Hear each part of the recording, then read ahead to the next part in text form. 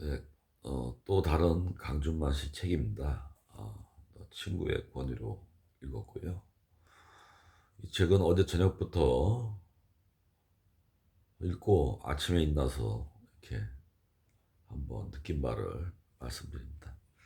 이 책은 아주 강준만 씨가 처음에 시작하는 내용부터 중간에 여러 가지 이러한 그 문재인 정부를 지지하는 사람들에 대한 모순과 비판 그리고 결론을 쭉 그렇게 의도한 바로 썼는데, 저는 개인적으로다가 강준만 씨를 이렇게 분류하냐면, 어, 분명, 진보를 이렇게 원하는 사람들의 많은 지지를 받고 시작한 지식인들, 예를 들어 진중권, 김경률, 강준만, 이렇게 세 사람을 비교한다면 이 사람은 강준만 씨는 진중권 얘기는 아예 안 합니다. 왜냐하면 진중권 마치 저렇게 후한무치는 하지 않고, 그러나 김경률 씨 얘기는 많이 합니다. 그마치 강준만 씨도 이 문재인 반문재인 정서가 있는 사람인데, 사실은 이 사람도 이제는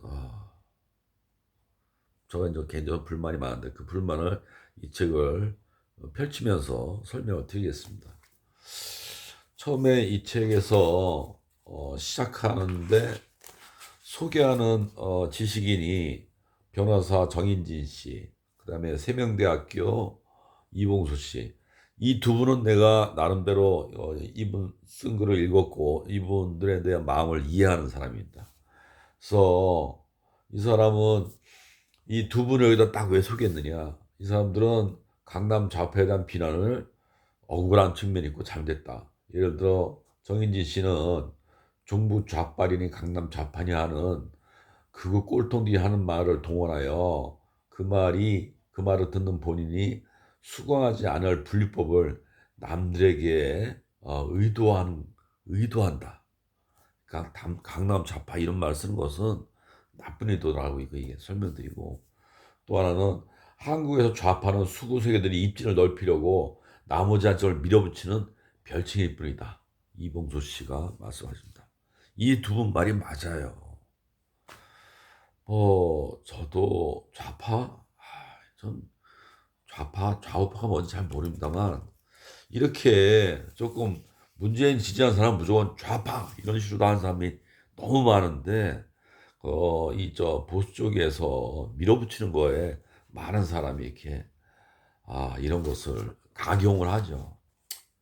예, 뭐 이걸 딱 소개합니다. 그래서 강준만 씨가 균형 감각은 있구나라고 책을 읽었는데, 여기 이제 두 번째, 한국 국회의원의 재산은 가구 평균 12.6배다. 이렇게 하시면 안 되죠. 국회의원이 전부 다 뭐, 아니, 이거 한나라당 국회의원이 뭐 재산이 얼마나 차이가 납니까? 이렇게 해서 이제 정치인을 비난하는 도구로다가 사용해요. 불평등 문제에 관해서 이제는 얘기를 시작합니다. PKT 나오고, 불평등 문제, 정말 1대 11 사회다. 미국에서는 이렇게 주장하지 않습니까? 그런데 이제 강준만 씨는 1%가 아니라 강남 좌파 10%에서 20% 안에 드는 사람들을 공격하기 위한 준비의 글인 것 같아요. 그 다음에 대다수 중상위층은 20%인데 이 사람들이 다수 대중과 이해관계를 갖고 있지 않다. 저는 뭐 강남 좌파를 지칭하는 사람들을 공격하기 위한 사전 포석인 말을 또 꺼냈고, 그 다음에 불로소득이 그 부동산 양도차익, 금융소득, 이런 것은 정말 어떻게 국민들이 다 같이 이런 문제에 대해서 선진국 세법과 우리 세법 조금만 세금 어떻게 좀 고치려면 바로 보수파들의 세금 폭탄 이런데 넘어가지 않습니까? 이제는 국민들이 똑똑해져야 돼요. 공부 좀 하셔야 됩니다, 이제. 저기 불로소득을 강남 좌파에다 뒤집어 씌우지 마시고 이제 공부 좀 하세요, 좀. 그래서 이제 뭐 재벌 기업 뭐 임대사업자, 의사, 공무원, 공기업 이런 사람들이 소득이 다 1억이 넘는다. 대한민국이 이제 사만불 시대입니다. 여러 가지 불평등은 선진국의 제도를 고찰하면서 그에 어느 세력이 반대하는가, 어느 세력이 그동안 이런 것을 무너뜨려 왔는가, 그런 거에 대한 것이 필요하고 그런 언론이 나와야 되는데 어느 언론이 다 보수 세력에 포섭되어 있죠. 서울 올림픽 때는 중산층 지지자가 많았다. 그리고 뭐 고위공직자 자산 이뭐 고위공직자는요 정작 대한민국 법률가들 김앤장을 빗들여서 해전문 인사 이런 거에 대한 제대로 된 오늘의 좌파는 진영 논리는 열광마저 평등에 무관심하다. 이게 이제는 뭐 조국 비판을 위한 이제 서막이 나옵니다. 그 기회사재기, 스펙, 상위 20%에 해당되는 사람들만 한다. 아니 이게요, 이 스펙이라든가 기회사재기 이런 거는 저도 뭐 이걸 자세히 뭐 반박하지 않겠습니다만 조국 사태 그런 기회사재기 문제가 되자 뭐 이해찬 씨가 국회의원 자리에 대한 입시변 전수조사를 제안했다. 이거 안 했죠. 누가 안 했겠습니까? 그리고 또 이런 기회사재기를 비판하기 이전에 자녀들은 그 자녀들을 그 환경에서 다른 모든 것을 돈해서 노력하고자 하는 개인적인 권리가 있지 않습니까? 그런 권리를 부모가 어떻게 하여간 이 진영들을 이렇게 자꾸 이제 진영 얘기가 나온다. 뭐 38세대가 뭐 기득권층이다. 여기에 이제 원자력 발전 문제 나옵니다. 원자력 발전 아주 원자력 발전에 탈원전 하면은 진보고 무조건 반대하면은 보수다. 그러면서 어떤 얘기를 하냐면은 원자력 발전소의 합리적 탈원전이나 속도 조절론을 원하는 중간적 입장이 있을 법한데 허용하지 않는다. 죄송하지만 문재인 정부의 탈원전 정책은 이름만 탈원전이지 합리적 탈원전이고 속도를 굉장히 조절한 거예요. 문재인 정부의 그 탈원전은요 60년이 걸리는 겁니다. 완전히 탈원전까지.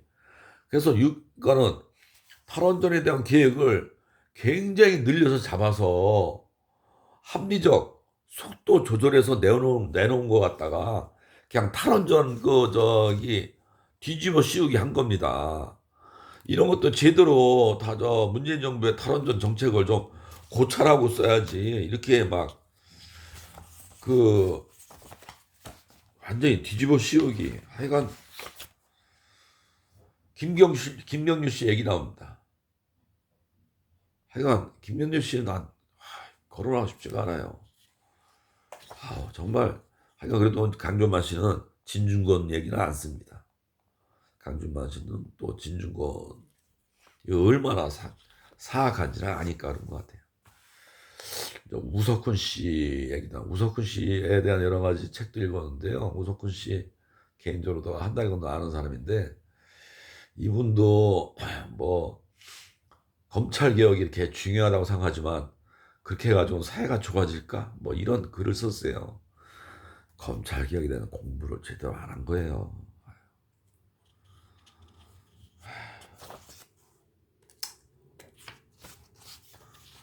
불평등을 제대로 해결하려면 대한민국을 심판하는 심판, 그러니까 사법부, 진짜 사법부 어떻게 할 건지 모르겠어요. 사법부에 대한 인식보다도 민생이 중요하다. 민생이 이렇게 쉽게 해결되는 겁니까? 그러나 사법부는 당장이라도 고칠 수 있어요. 안 하니까 문제지. 누가 안 합니까? 기득권층이 안 하잖아. 얼마나 무서운데.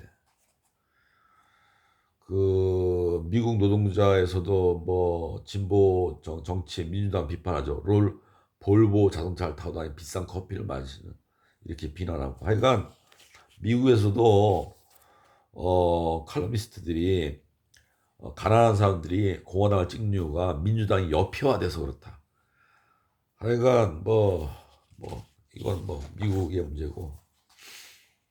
노무현 정권이 내세운 4대 개혁법, 국가보안법, 사립학교법, 과거사 진상규명, 언론관계법. 이게 민생과 아무런 관련이 없다고 얘기하네. 이게 더 중요한 민생입니다. 아니, 민생이 뭐 당장 해결되는 줄 알아. 아, 진짜, 이 국가보안법, 사립학교법, 이거 다, 사립학교법이 특히나 민생과 또 더욱더 결합이 된 거죠. 자녀 교육시키고 하는데, 사학재단들이 얼마나 과거사 진상, 언론, 과거사 진상, 정말 억울한 사람들이 얼마나 많습니까? 도대체 정치를 어떻게 해? 부동산 정책이 너무 실패했다라고 합니다. 이건요, 우리가 뭐 97년도 그 애완원 위기 겪으면서 김대중 대통령이 어쩔 수 없이 이런 부동산 관련 이런 거 법을 많이 풀어서 그 후유증이 노무현 대통령 나타난 거고, 이명박 박근혜 때 부동산 얼마나 많이 관계법을 풀었습니까? 그 효과가 문재인 대통령 때 나온 것입니다. 이러면 남 탓한다고. 그게 아니고 진짜 이걸 떠나가지고 사회가 어떻게 변한다를 저는 개인적으로 그냥 공부를 하기 때문에 제가 비판한 겁니다.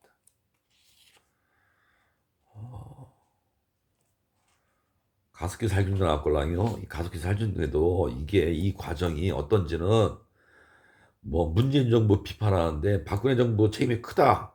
그래서 다 설명할 수 없다. 그럼 이게 얼마나 법조로다가 무죄 나오고 한 건지 사법개혁이 얼마나 연결되는지에 대해서도 강준만 씨가 공부를 안 한 거예요.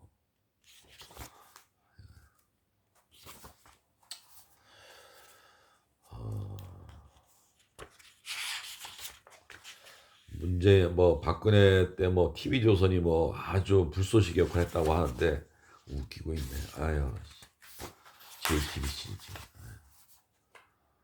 성공회 대학교, 조국가족이, 하여간 조국에 대한 거 계속 비판하는데요.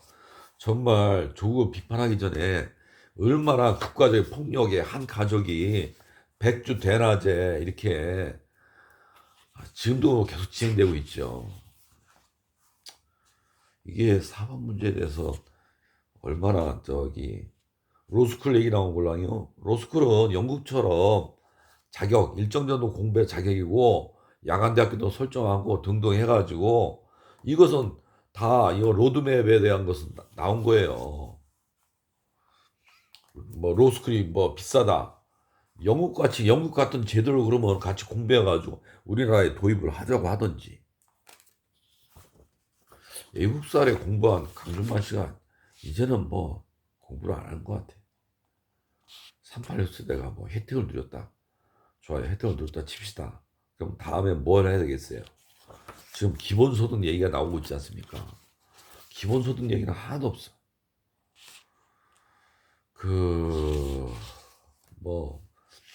박근혜 지지자 하는 사람들이 보수 진보의 정책보다는 사회문화적 가치를 중시한다. 그래요. 우리나라 사람들이 너무 정의학하고 다칩시다. 진보, 보수, 미국에서 클린턴하고 트럼프의 대결. 클린턴도 부패했다. 하여간 포털 사이트 네이트에 댓글 다는 사람이 전체 0.8%에 불과하다. 그러니 댓글 조작이 가능하다. 정치적 양극화, 공공지식인이 사라진 거. 공공지식인 도대체 뭘 공부해야 되겠어요? 사회제도, 선진국 정치, 그리고 사법제도, 전반을 한번 돌아보는 그러한 시간을 좀 가져봅시다. 하여간 김경률 씨 계속 소개해요. 조국 사태로 진보 진영 분열하는 게 아닙니다. 몰락했습니다. 하여간 김경률 진중권 정말 이 침뱉기 아우 이런 거는 그러면서 마지막 문재인 대통령이 성공해야 된다. 소통을 거부하는 도덕적 우월감이 문제다. 소통을 거부하는 도덕적 우월감? 하여간에 뭐 이렇게 강준만 씨가 비판하는데 이렇습니다. 예, 마치겠습니다.